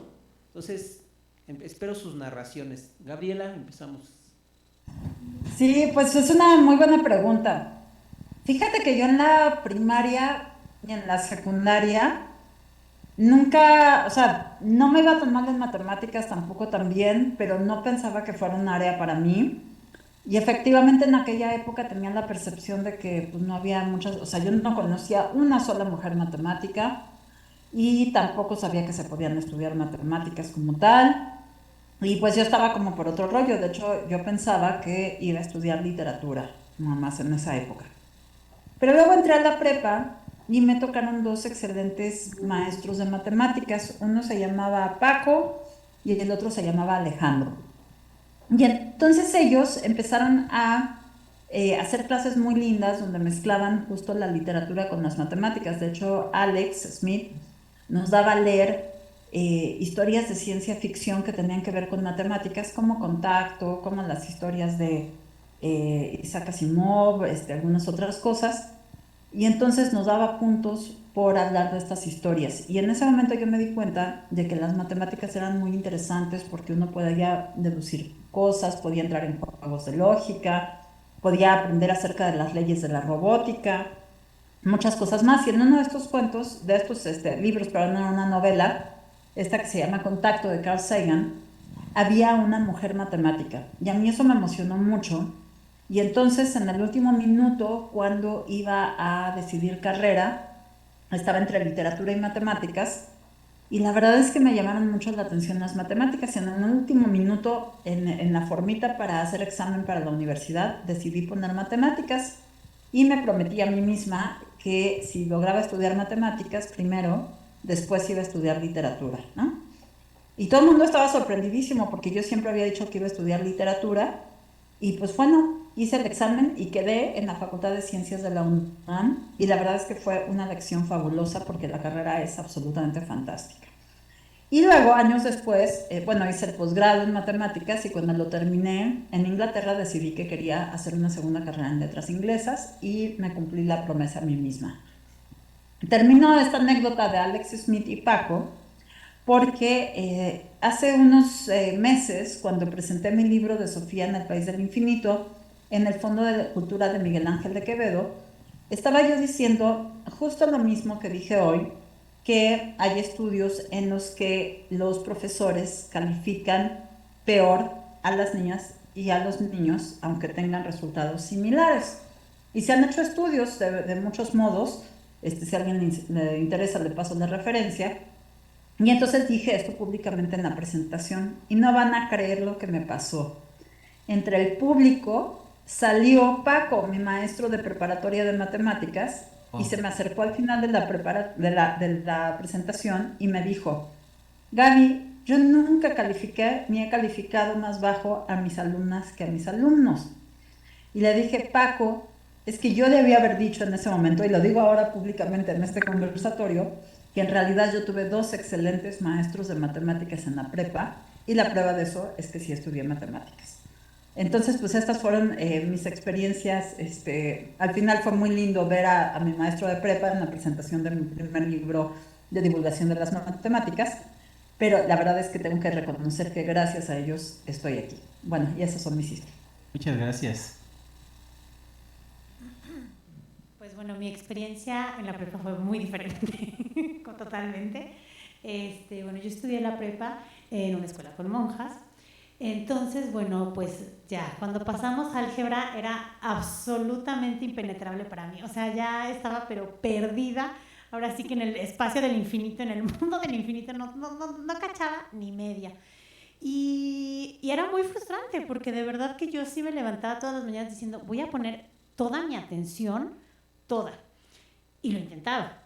Por supuesto, yo pues soy una persona muy kinética y eso ya lo descubrí hasta después. Entonces, claro que a los, no sé, 30 segundos de tratar de poner toda mi atención completa, ya me perdía. Y además no solo me perdía en ese día, ya me perdía en los últimos conceptos de todo lo que había pasado el semestre anterior y el pasado. Entonces, fue de verdad como muy frustrante y lejos de pensar, voy a dedicarme a las matemáticas, era, ¿qué voy a hacer lo más lejano que yo pueda hacer de las matemáticas? Bueno, pasaron muchísimos años, ya después estudio para ser maestra y tengo la gran fortuna de encontrarme con las matemáticas constructivistas, pero ya de grande, yo tendría como 23, bueno, no tan grande, 23 años, y hasta que llegué a los 23 años a las matemáticas constructivistas, es que empecé a entender, claro, por eso es el cubo, por eso es el cuadrado, claro, o sea, me cayó como todos los 20 y dije, qué maravilloso, si yo hubiera sabido esto, no hubiera sido maestra de primaria y hubiera sido, yo qué sé, ingeniera cuántica o algo así. Y fue ahí donde, pues esto, ¿no? Donde empecé a integrar como estas otras maneras de acercar la matemática a los niños y niñas de primaria, ¿no? Desde 6 años de, oigan, esto no es impenetrable, o sea, es algo que podemos brincar, podemos hacer que suene, podemos expresar, podemos pintar, podemos crear, podemos construir a partir de esto, ¿no? Y bueno, muchos años posteriores, cuando ganó el premio Barco de Vapor por una novela que nada tiene que ver con matemáticas, pero es un tema muy, muy sensible, que son las desapariciones forzadas en nuestro país, pero bueno, platicada para los peques, es que he ido tomando como estas grandes, no sé, estos grandes tiros en el pie que me he ido dando, de oye, es que sí podemos acercar a los niños y a las niñas a todos los temas que queramos acercarlos, pero desde el enfoque correcto. ¿Qué edades vamos a trabajar? ¿Qué herramientas vamos a acercarles para que esto no sea impenetrable? Tanto en lo que nos acontece como sociedad, como en no sé, como en la parte académica donde los queramos llevar. Entonces, bueno, ¿cuál sería mi dulce venganza? Les voy a mandar este video a mis maestras de prepa para que me vean ahora rompiéndola aquí en el IMAS. Gracias. Yo les voy a decir a los niños, porque yo tengo recuerdos muy bonitos de mi papá, y creo que mi papá ya murió. Y creo que en parte él tiene la culpa, ¿no? Y aparte mis profesores. Por eso yo decía hace un momento que una de las recomendaciones que se da es la preparación o la formación del profesor, ¿no? En el aula. Pero bueno, yo cuando era niña tenía 5 años y estudiaba el último grado de preescolar, preprimaria, que en ese tiempo le decíamos así. Y mi papá, me acuerdo muy bien, una tarde-noche, me dice, hija, él siempre se sentaba con nosotros a estudiar, yo tengo muchos hermanos, y siempre por las tardes se sentaba con nosotros y era estudiar y hacer las tareas y revisar lo que habíamos hecho en la escuela. Y un día me dice, pero aparte yo soy la hija mayor, y me dice, hija, ven, te voy a enseñar las multiplicaciones, las tablas. Y pues a mí me gustaba estudiar, me gustaba el colegio, ¿no? Y bueno, entonces me decía, vete, vamos, pero ¿sabes qué? Te voy a enseñar algo, no te voy a enseñar las tablas, te voy a enseñar cómo construir las tablas. Y entonces me dice, vas a hacer puras sumas. Y me senté toda la tarde. 1 más 1 igual, 1 por 1 igual a 1. 2 de 1 por 2 y así hasta la del 1. Y luego 2 por 1 igual a 2. 2 más 2 y así 2 más 2 más 2, 2 más 2 más 2 más 2 más 2 y luego así 3 más 1, 3 más 3, 3 más 3 más 3, 4 más 4, 4 más, así me fui, pero yo me acuerdo hasta perfecto de mi hoja de cuadro grande, donde hice toda la construcción de las multiplicaciones, pero basada en las sumas. Y me dijo mi papá, es para que tú razones y sepas de dónde salen las multiplicaciones. Y eso es lo básico en la matemática. Tener razonamiento, o sea, no solamente aprender las fórmulas o los algoritmos y obtener el resultado, sino el razonamiento es lo más importante para aprender matemática. Entonces, eso ya es como de las más grandes situaciones que yo he vivido, por las cuales me gusta tanto la matemática. Pero además, cuando yo crecí, ya iba a entrar bueno, más bien ya estaba en la universidad y me acuerdo que era la elección de la especialidad. Entonces yo estudié economía, ¿no? Muchas veces la gente elige carrera sin saber a lo que se va a enfrentar, ¿no? Entonces la economía es una carrera muy difícil porque tiene mucha matemática muy compleja, muy complicada. Pero a mí me gustaba, yo nunca, a lo largo de mi vida de estudiante creo que nunca tuve problemas con las matemáticas, ¿no? Me gustaba. Pero siempre uno va haciéndose de amigos, ¿no? De amigos y tú sabes con quién te juntas. O sea, a mí me gustan los parranderos, pues no voy con los parranderos, o me gustan los estudiantes y no voy con los que son estudiosos, ¿no? Yo andaba entre las dos, ¿no? Me gustaba, yo soy de ambos, yo le buscaba a los dos lados, de ambos bandos. Pero entonces, cuando ya estamos en la opción de elegir especialidad, a mí me gustaba mucho las materias de estadística y todo eso, pero nuestra carrera de economía había que encontrar, hacer modelos multiecuacionales, ya con variables económicas, ¿no? Con el ingreso, el ahorro, la inversión. Entonces era complicado porque los modelos multiecuacionales eran 3 más o menos, ¿no? 3 ecuaciones y había que resolverlas y luego ya meterles nombres, ¿no? Entonces me acuerdo que tenía un profesor muy bueno, que también me gustaba mucho su clase y me motivaba a estudiar, pero ya en esa parte de la elección nos decía el profesor, voy a hacer el examen, son problemas a resolver, pero los problemas no eran multiplicaciones ni ecuaciones, sino eran un problema real, ¿no? Un problema de economía real. Teníamos que resolverlo y tal. Y entonces pues llega la hora de, ya saben, los nervios, de cuando nos va a dar las respuestas de los exámenes, ¿no? Nos va a entregar el examen y llegan los nervios y todo el mundo temblando, no duerme para saber qué sacamos y bueno, en fin, ¿no? Era muy difícil en ese momento. Y entonces empieza el profesor a sacar exámenes y empieza con nombres y 0, 1, 0, 2, 1, 0, 4, 3, llega un 6, no, el que sacó el 6 todo bravo, ¿no? Y empieza a nombrar gente y llega mi nombre, Maya en Galicia, y se queda paralizado el profesor. Dime mi examen, así como, dime examen y se queda el profe, así. Y pues yo también, ¿no? Yo también estaba súper nerviosa, ya diga mi calificación, ¿no? Pues, ¿y saben qué saqué? 10. Y dije, no lo puedo creer. Y todos mis compañeros, porque también estaban ahí los amigos cerebritos, ¿no?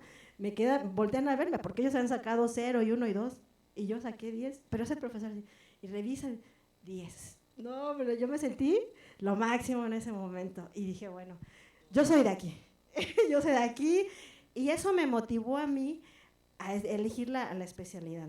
Yo trabajo más con la estadística, y en el doctorado mi especialidad es la didáctica de la estadística. Sí trabajo en matemáticas también, pero particularmente en la didáctica de la estadística y la probabilidad. Y entonces, pues gracias.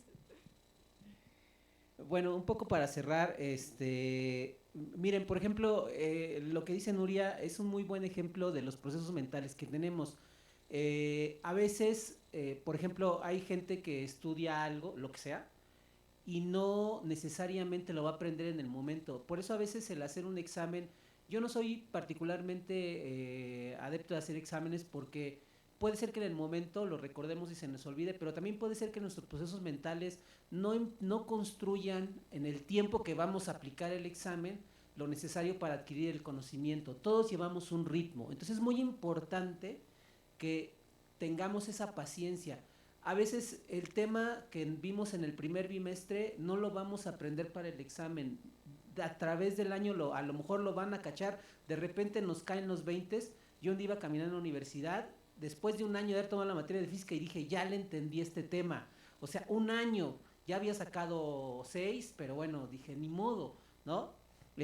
También, bueno, el tema de los padres, mi primera alumna de pensamiento computacional fue mi hija.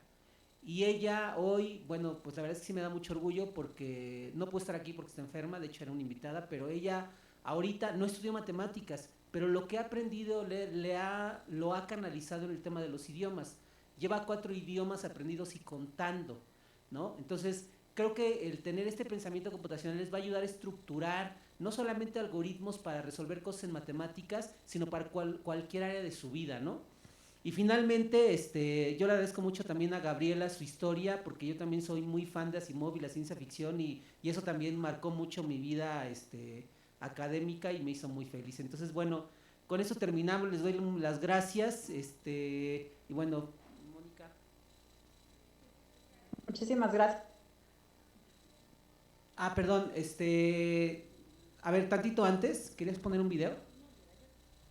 Yo traje la última diapositiva, ¿me puedes ayudar, Moni, por favor? Es porque el curso es de pensamiento computacional.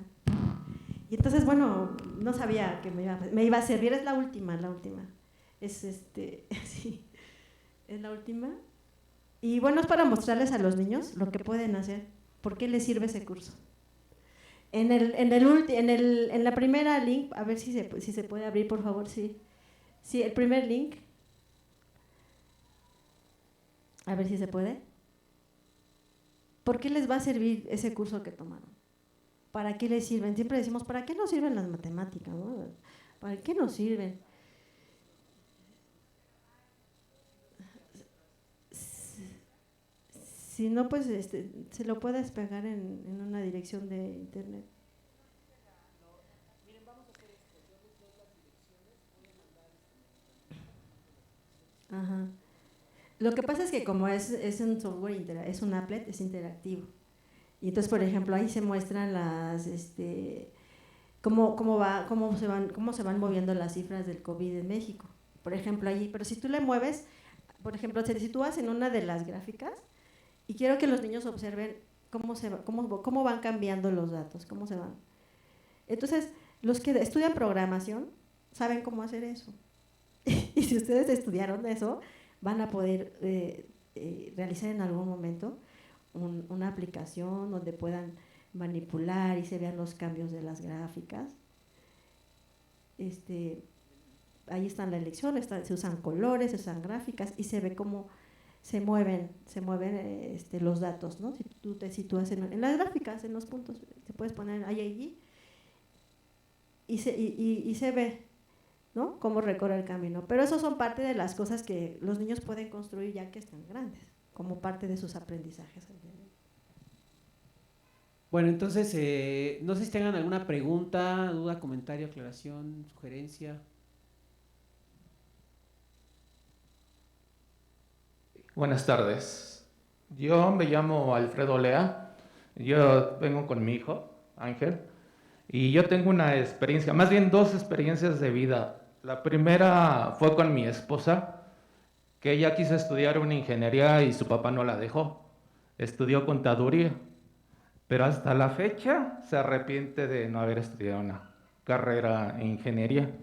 Y ahorita tengo a mi hija que entró a la universidad, viene de la prepa 2 y también entró al poli. Va a estudiar en el Politécnico, estudió en ingeniería ambiental y en la universidad está en la FES Acatlán, estudiando idiomas también.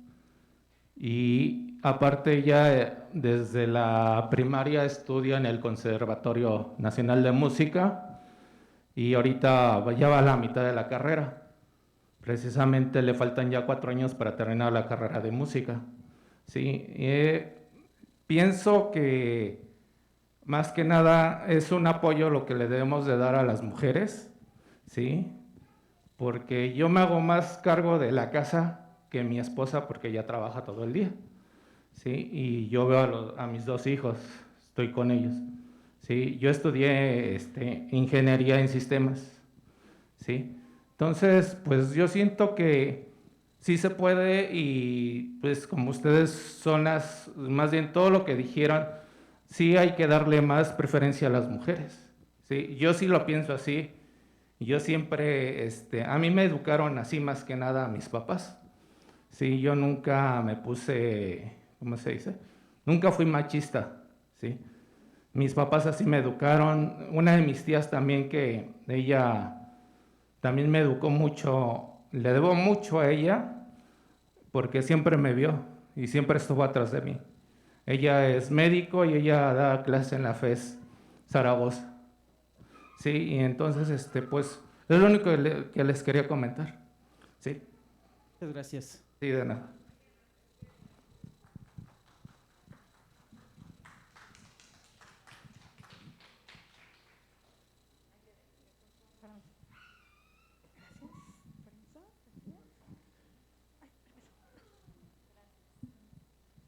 Buenos días, mi nombre es Elia y mi hija Samantha.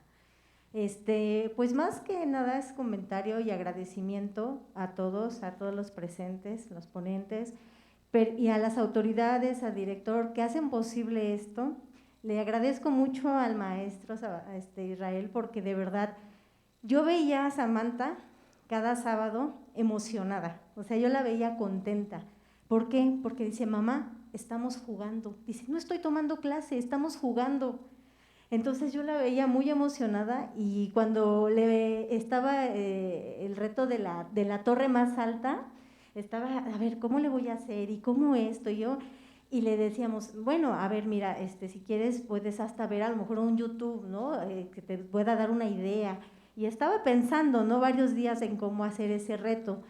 Y decía, oye mamá, pero no estamos haciendo matemáticas, el maestro nada más nos pone a jugar. Y decía, qué padre, ¿no? Y ya después nos pusimos a platicar con ella y decíamos, ¿tú crees que en la torre no estás viendo algo de matemáticas? Porque al final descubrió que la base, que si la hacía un poco más ancha, le digo, todo eso es matemáticas, ¿no? Todo lo que hacía. Pero entonces realmente es un agradecimiento y felicitarlos porque la vimos disfrutar. Yo lo comenté el curso pasado, yo fui de esas niñas que decía, yo no soy la afortunada en ser buena en matemáticas, yo no le entiendo a las matemáticas, yo quiero estudiar algo donde no tenga nada que ver con matemáticas porque yo no puedo, o sea, así ¿no? Estuve mucho tiempo. Y cuando descubrí que en toda la vida son matemáticas y lo ves de otra forma, dices, wow, bueno, yo quiero que ella lo vea diferente a como yo lo vi. Como estamos viendo en la sociedad, ¿no? De que a las niñas, pues es que tú no puedes eso, ya lo estoy viendo diferente para ella y realmente agradezco que se abran estas oportunidades y que ojalá se continúen, ¿no? Porque pues como que ya es un caminito, o si no que nos orienten también como papás, si se puede, ustedes que están inmersos en esto, ¿dónde podemos irlos canalizando aún más para seguirlos apoyando? Por ejemplo, yo veo este proyecto en Iztapalapa, nosotros estamos cerquita, bueno, en Venustiano, y digo, ay, ojalá, ¿no? Que se pueda o movernos, siempre hemos ido de desplazarnos hacia donde se pueda, y que se vaya expandiendo no nada más a una zona, ¿no? Sino que crezca para muchas más.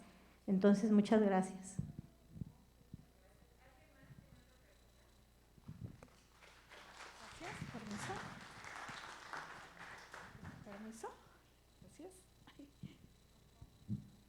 Buenas tardes, mi nombre es Jenisei. Yo quisiera saber qué más se podría hacer para que los pequeños no tuvieran estas deficiencias desde la primaria. Bueno, personalmente yo veo maestros que posiblemente no se actualizan o no sé, no tienen las habilidades para enseñar a niños que aprenden diferente, ¿verdad? Y entonces me llamó mucho la atención cuando decían que los contenidos incluso estaban mal, los conceptos, ¿verdad? Entonces a mí me gustaría saber, no sé, a mí por ejemplo me gustaría llevar con una de las maestras de mis hijas, de hecho con las dos que tengo buena relación, decirle, maestra, mire, bueno, aquí hay unos ejercicios, podría, ¿no? Yo lo podría aplicar con mis hijas personalmente, pero sí me gustaría como poder tener más difusión, ¿no? O poderlo platicar con alguien más que tiene influencia en más niños. Algo de eso me gustaría. A lo mejor también que ustedes nos pudieran sugerir algunos ejercicios, ¿no? O formas en que nosotros podríamos ayudar, por lo menos con una semillita, ¿verdad? A esto que se puede hacer, porque sí veo mucha inteligencia. Al igual mis hijas, yo veía que no se les hacía pesado, ¿verdad? Ahí tengo mi curso del sábado. Igual en la torre, una de ellas me dijeron, no mamá, nosotros no queremos ver ningún video, porque el maestro nos dijo que lo teníamos que pensar solitas. Igual empezaron la base más chica, ¿no? Al final más chico. Y les gustó. Mi hija empezó hasta a pensar, ¿verdad? Una vez dijimos no me acuerdo una frase y me dijo, sí mamá, el maestro dijo que cuando es falso y verdadero, al final es falso.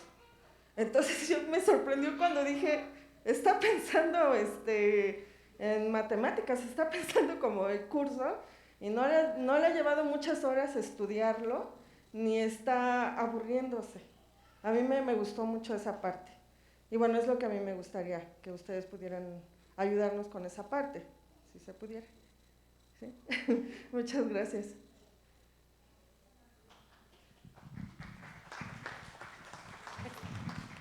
Híjole, no sé por qué me pasaron el micrófono.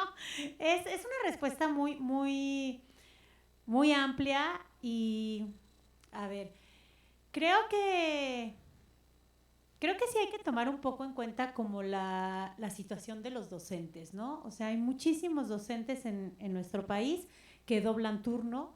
Los grupos que tienen no son grupos pequeños, o sea, creo que a un docente si le va muy bien, tiene 25 niños en un turno, y si le va muy bien, tendrá 22 en el otro. Y pues sí, desafortunadamente, bueno, no sé, a ver, yo creo que ahorita me van a echar una mano.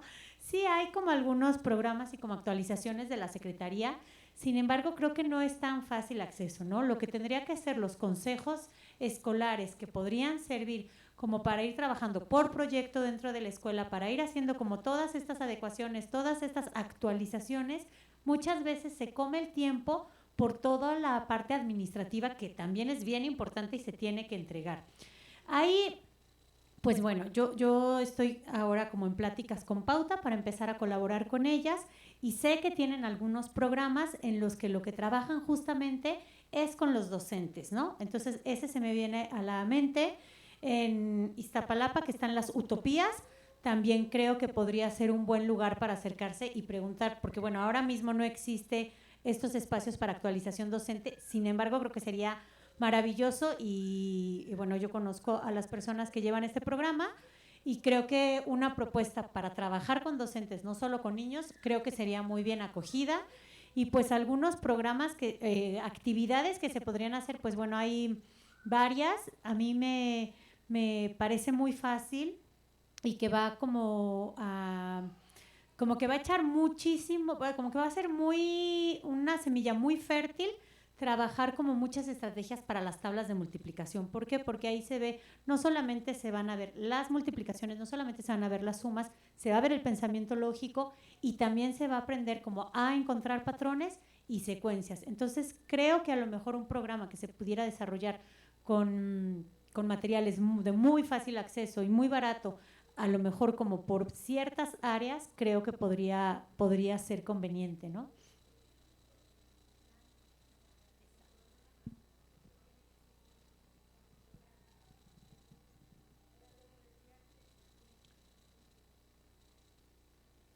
Miren, sí es cierto, justamente el tema de esta plática es la educación no formal, y precisamente creo que este es el camino bajo el cual nosotros podemos poner ese granito de harina para poder encaminar a las niñas y los niños. Aquí se dijeron, y bueno, voy a pedirles aquí a las ponentes que nos ayuden a un poco a traernos estos programas, porque mencionaron programas de la UNAM. Tú, ¿verdad? Mencionaste programas de la UNAM, Gloria, sí, ¿verdad? Gabriela, perdón. Gabriela, discúlpame. Gabriela. Sí, yo, si quieren les cuento un poquito de este programa Pauta. Voy a tratar de ponerles la página web. Yo conozco muy bien este programa, Pauta Adopta un Talento, se llama. Pauta. Estoy tratando de ponerles la página, aquí está. Porque este es un programa que nació en el Instituto de Ciencias Nucleares de la UNAM, donde yo trabajé por muchísimos años. Entonces yo estuve trabajando, ay, a ver si se ve algo, está como, aquí está, como lento. Bueno, pues no estoy pudiendo ponerlo, aquí está.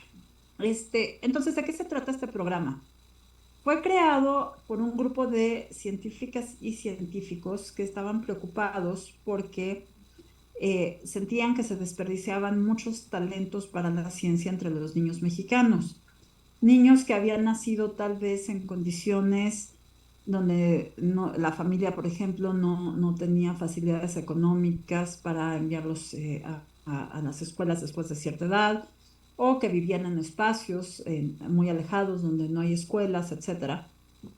Entonces, Pauta inició como un grupo de científicos, como dije, del Instituto de Ciencias Nucleares y algunos amigos de ellos, empezando a crear talleres para impulsar a los niños talentosos para la ciencia. Es una visión constructivista de la ciencia. Y entonces, ¿qué ha pasado con este programa ahora? Este programa ha crecido muchísimo.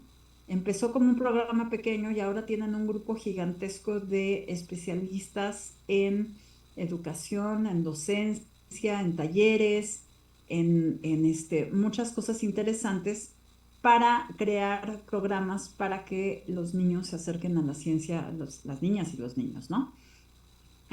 Pauta, aquí tienen pauta.org.mx. Es una iniciativa que a mí me encantó cuando yo estaba trabajando ahí. Yo estaba ayudándoles a hacer la comunicación del proyecto hace ya muchísimos años, como 10 años.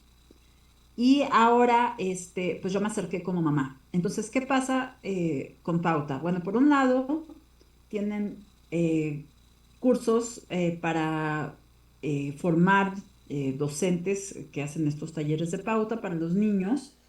Y también tienen talleres, o sea, talleristas de Pauta, y también hacen cosas con diferentes escuelas, estrategias con las escuelas. ¿Qué puede hacer uno como mamá? Bueno, ellos sacan una convocatoria una vez al año para invitar a las niñas y a los niños. No tienen que ser ni genios ni súper sobresalientes ni nada de eso, sino tienen que estar muy interesados en la ciencia o querer tomar estos talleres. Entonces los niños tienen que mandar un video o un dibujo diciendo por qué quieren entrar al programa, y entonces se les dan talleres, como dije, cada 2 semanas, y los talleres son padrísimos. O sea, mi hija va brincando al taller porque son talleres como de juego. Entonces un día están viendo hojitas en un microscopio, otro día están preparando slime, de esta cosa que les encanta a los niños, ¿no? De esta pasta, pero un slime comestible. Otro día están haciendo cosas de arte y matemáticas. Es padrísimo el programa, y ustedes podrían acceder al programa cuando salen las convocatorias en la página. Y desde luego también se puede entrar en contacto con Pauta para que Pauta organice cosas en las escuelas. Ese es uno de los programas. Otro de los programas que me parece muy interesante es lo que está llevando a cabo el Instituto de Matemáticas de la UNAM, porque se están creando también talleres de matemáticas para todos los niveles en toda la República Mexicana y muchas veces en la Ciudad de México. No sé si todavía lo hacen, pero antes de la pandemia se hacía un gran festival matemático en el centro de Coyoacán, donde todas y todos podían acceder y también se está trabajando con escuelas hasta donde yo sé. Yo estoy menos involucrada con el programa de el Instituto de Matemáticas, pero con Pauta sí he estado muy involucrada y como les digo, antes trabajando con ellos, ahora como mamá, y de verdad les recomiendo muchísimo que se acerquen. Y otra cosa interesante de Pauta es que los niños que van llevando estos talleres, si van siguiendo los talleres y les interesa hacer alguna cosa de ciencia, estudiar ciencia, Pauta tiene muchas becas, por ejemplo, para que los niños que no tengan posibilidades de hacerlo puedan estudiar en ciertas escuelas que tengan un buen nivel de ciencia, o los impulsan con becas para que puedan estudiar en la universidad y para que puedan llegar a ser científicos y científicas. Es un programa padrísimo. Con esto termino. Muchas gracias. Muchas gracias. Vamos a pasar ahora con la doctora Katia Rodríguez Vázquez, que es nuestra secretaria académica, que nos va a entregar, bueno, las constancias a las ponentes y a los estudiantes. Gracias, Moni. Pues es la segunda, ya se organizaron 2 cursos de pensamiento computacional. Este es el segundo de ellos. A mí me da mucho gusto ver a los niños aquí en el auditorio. Estuve viendo algunas sesiones de los sábados, entonces está esto muy padre. Y me da mucho gusto que estén los niños, agradecer a los niños la presencia, pero también agradecer a los papás que los traen, que los acompañan, que los apoyan, que los impulsan a continuar. Me da mucho gusto también escuchar los comentarios que algunos papás dieron el día de hoy. Sí, creo que para Mónica, para Israel, es muy importante tener esa retroalimentación y tener esas experiencias con los niños, de que ya tienen ese pensamiento lógico, el que si es falso, verdadero, entonces es falso, la parte de cómo construir esa torre ellos solos. Entonces creo que sí es muy importante. Yo les puedo comentar también que en casa yo soy de una ciudad pequeñita, ahorita ya son 70,000 habitantes, antes eran 50 cuando yo estudié, de Chiapas. Somos 3 mujeres en casa y las 3 somos ingenieras. Entonces creo que nos inclinamos por las ciencias, mis papás son maestros, entonces matemáticas, biología, y terminamos siendo todas ingenieras. Entonces sí, yo los invito a que continúen apoyando a los chicos, a las chicas, a los niños, a las niñas, para que vayan por este camino. Por ahí también hubo otro comentario de un papá que su hija está en el conservatorio. Entonces las matemáticas están en todos lados. Si ustedes van a dedicarse a arte, una pintura, tienen que ver la parte de proporción, perspectiva, y ahí entran las matemáticas. Entonces, para todo, una receta de cocina, también tenemos matemáticas. Entonces, en nuestra vida diaria vemos a las matemáticas, para donde nosotros nos volteamos están las matemáticas. Entonces, sí les agradezco mucho a las ponentes. En este caso, por aquí tengo Gabriela, que estás por allí de manera remota. Tenemos aquí tu constancia y te la hacemos llegar en breve, ¿sí? Tenemos Muchísimas gracias. Gracias,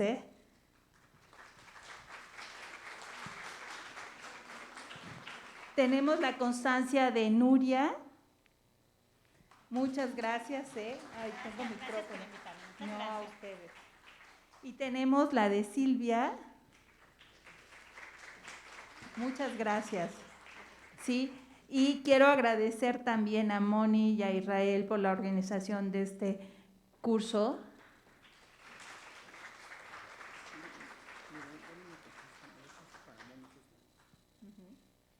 Perfecto.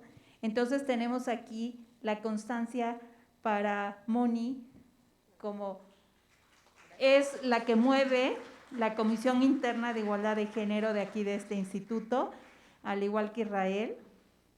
Tenemos también la constancia para Julia Bernuy, Creo que sin Julia, las cuestiones técnicas, pues estaríamos allí atorados. Y Julia es ingeniera también. Entonces, Julia, muchas gracias. Tenemos también aquí la constancia para Pilar Galarza, ¿sí? Ella estuvo colaborando en el contenido del curso de pensamiento computacional con sugerencias bibliográficas. Ella está integrada al Departamento de Modelación Matemática de Sistemas Sociales de aquí del Instituto, ¿sí? Muchas gracias a todos. Israel, también muchas gracias por el curso.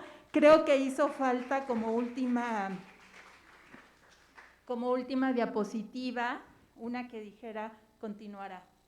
¿Sí? La idea es continuar con estos cursos y pues cuando tengamos un curso más, tenemos redes sociales, la página del instituto, la página de la Comisión Interna de Igualdad de Género, donde se estará publicando y ustedes pueden consultar allí el siguiente curso de pensamiento computacional, de lógica, de matemáticas o de programación, ¿por qué no? ¿Sí? Perfecto. Entonces ahora le toca el turno a las niñas y a los niños para recibir su constancia y tenemos aquí a Yenisei Castellanos Jiménez. ¿Por dónde está Yenisei? Un aplauso a Yenisei. Puede pasar también con Ishaina, las dos juntas. Castellanos Jiménez.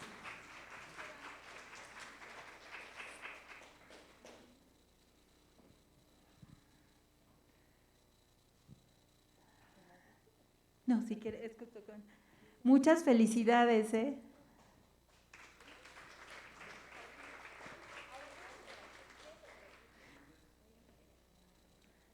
Para allá, para allá. Tenemos también a Samantha Fierros.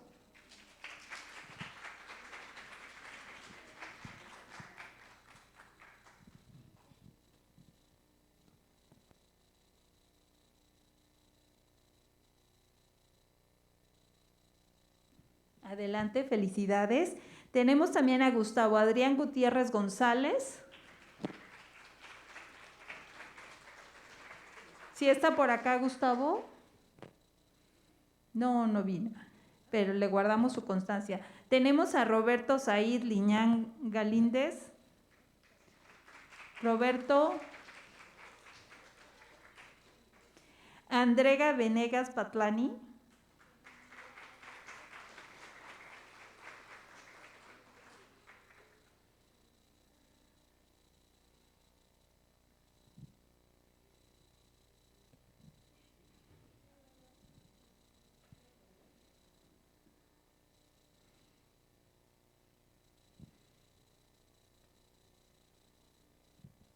Felicidades, Andrea. Tenemos a Angélica Rentería Bernuy.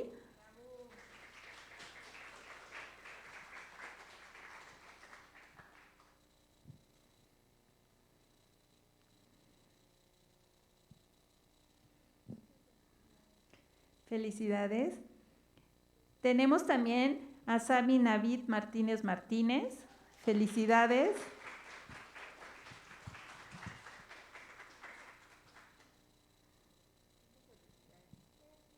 Felicidades. Tenemos a Renata Rosas Patrón.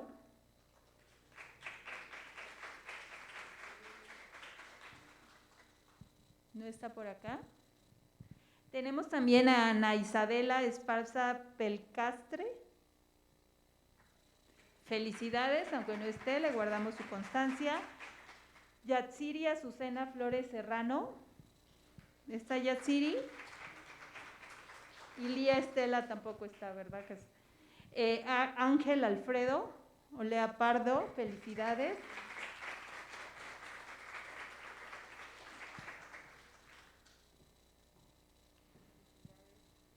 Felicidades.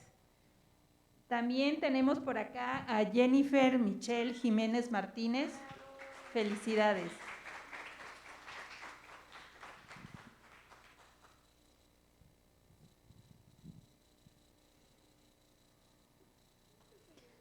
Adelante, muchas.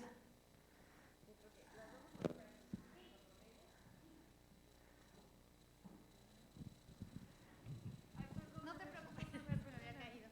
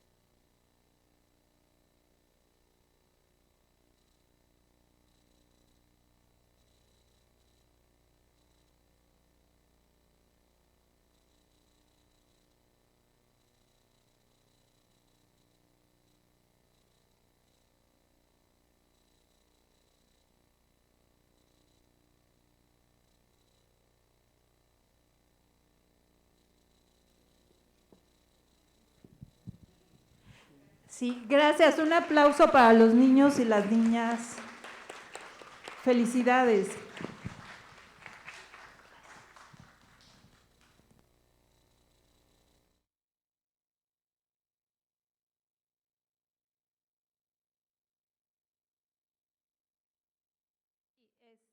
Creo que está, no sé si en el jardín o en el vestíbulo. En el vestíbulo. Pero pueden.